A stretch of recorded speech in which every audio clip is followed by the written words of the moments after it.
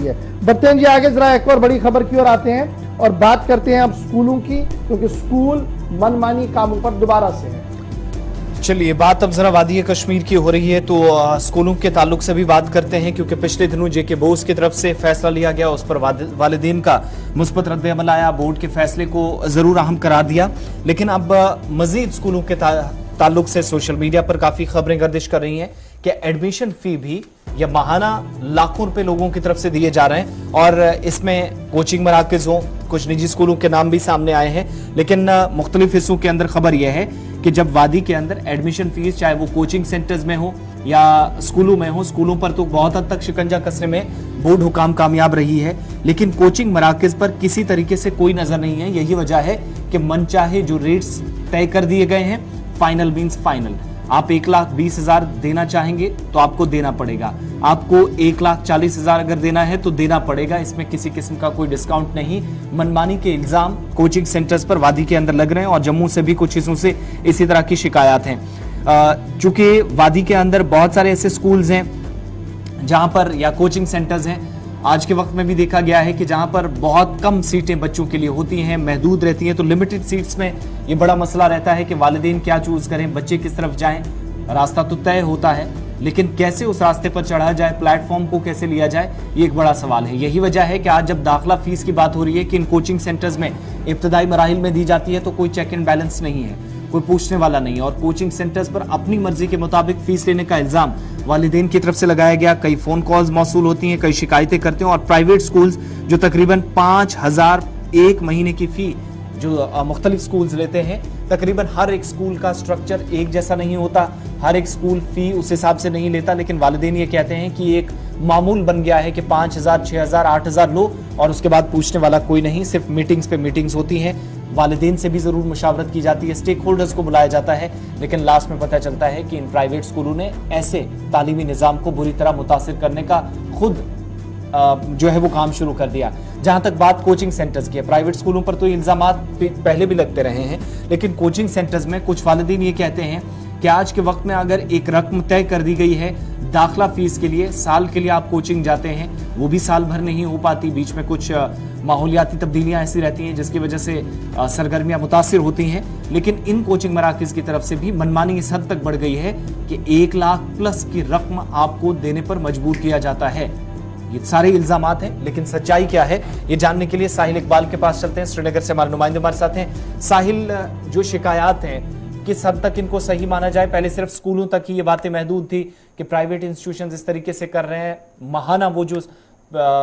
इस वक्त fees structure जो है वो 5,000, 8,000, तमाम स्कूल जो है वो एक जैसे नहीं होते, लेकिन इसके बावजूद भी फी लगभग सेम, वो एक परेशानी थी। लेकिन अब कोचिंग सेंटर्स पर भी इसी तरह के इल्जामात लगते हैं। वालिदैन का क्या इस पर रद्द-ए-अमल है? स्कूलों से या जो कंसर्न्ड अथॉरिटीज हैं उनसे कोई बात हो पाई हो, उनका क्या इस पर जवाब है? साहिल,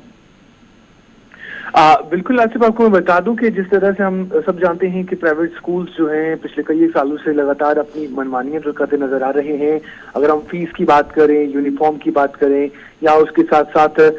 फिर जो बाकी वहां पर चीजें होती थी उनकी बात करें, तो लगातार ऐसा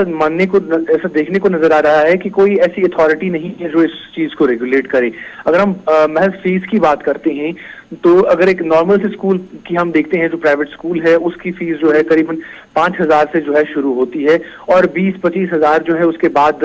एनुअली जो है और भी खर्चा उस पर आता है। अगर हम एक अच्छे खासे स्कूल की जो बात करते हैं प्राइवेट स्कूल्स में, तो वहां पर आपका एडमिशन फीस ही जो है वो करीबन 1,20,000 के ऊपर जो है जाता है। और अगर कहीं सरकार इस बीच जो है जाग जाती है और एडमिशन फीस पे रोक लगा देती है, लेकिन बाद में यही स्कूल जो है डोनेशन के नाम पर ये एडमिशन फीस जो है हासिल करते हैं और पेरेंट्स मजबूर हो जाते हैं वो डोनेशन फीस देने के लिए। हालांकि अगर हम राइट टू एजुकेशन की बात करें तो राइट टू एजुकेशन के मुखालिफ हैं ये दोनों चीजें। एक तो आपका जो आप डोनेशन ले रहे हैं या एडमिशन का फीस जो है आप ले रहे हैं, और इसके साथ साथ आपको जिस तरह से हम सब जानते हैं कि वैली के जो टॉप मोस्ट स्कूल्स हैं वहां पर चंद एक सीट्स होती हैं, और पूरी वैली के जो पेरेंट्स होते हैं वो एक लड़ाई में, एक कश्मकश में लग जाते हैं कि हम अपने बच्चे के लिए जो है वहां पर सीट जो है रख सके, बना सके। और इसके लिए उन्हें एक तो अच्छी खासी मोटी रकमें देनी पड़ती हैं और उसके साथ साथ एक रिगोरियस एग्जाम क्वालिफाई करना पड़ता है, इंटरव्यू क्वालिफाई करना पड़ता है, इवॉल्यूशन से उनको गुजरना पड़ता है, जो कि मुखालिफ है जो राइट टू एजुकेशन है। और उस बीच क्योंकि ये प्राइवेट स्कूल जो हैं ये जानते हैं कि जो पेरेंट्स हैं वो मजबूर है, वो ऐसा करने पर वो आमादा हो जाएंगे, इसलिए उन्हें भी कोई जो है फर्क नहीं पड़ता है इससे, और वो लगातार अपनी मनमानियां जो है करते रहते हैं। और खासकर अगर हम स्कूल्स की बात करें तो जहां पर देखा ये जाना चाहिए था कि वहां पर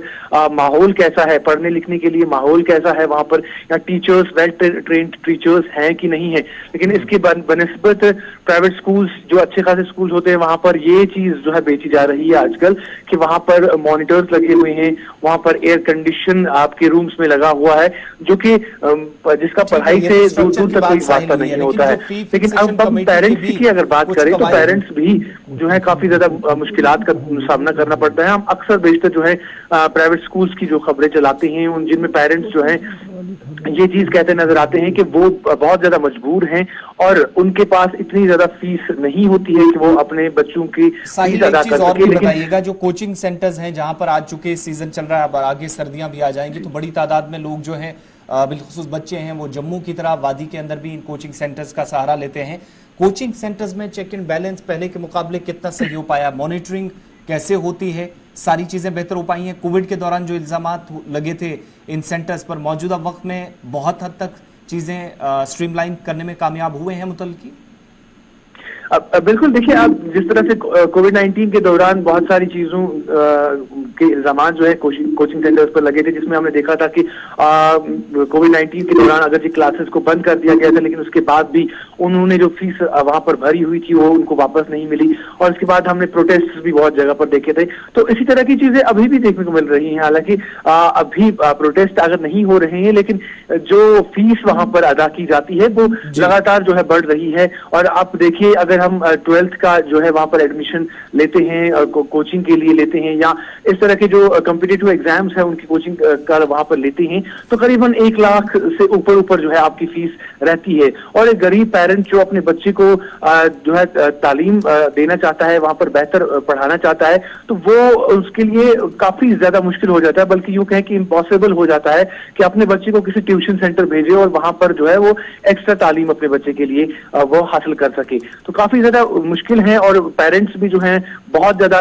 मुश्किलात का सामना कर रहे हैं। और आए दिन हम देखते हैं कि वो जगह जगह पर एहतजाज करते नजर आते हैं, लेकिन कोई भी ऐसी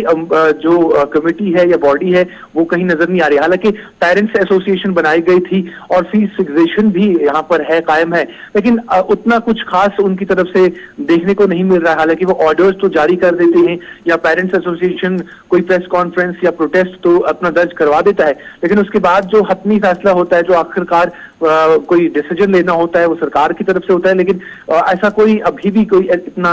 जबरदस्त कोई डिसीजन नहीं लिया गया जिसकी वजह से प्राइवेट स्कूल्स पे थोड़ी सी लगाम कसी जा सके। तो लगातार जो है पेरेंट्स ही जहां पर पिस रहे हैं। बहुत बहुत शुक्रिया तफसीलात फराहम करने के लिए। ये बात उन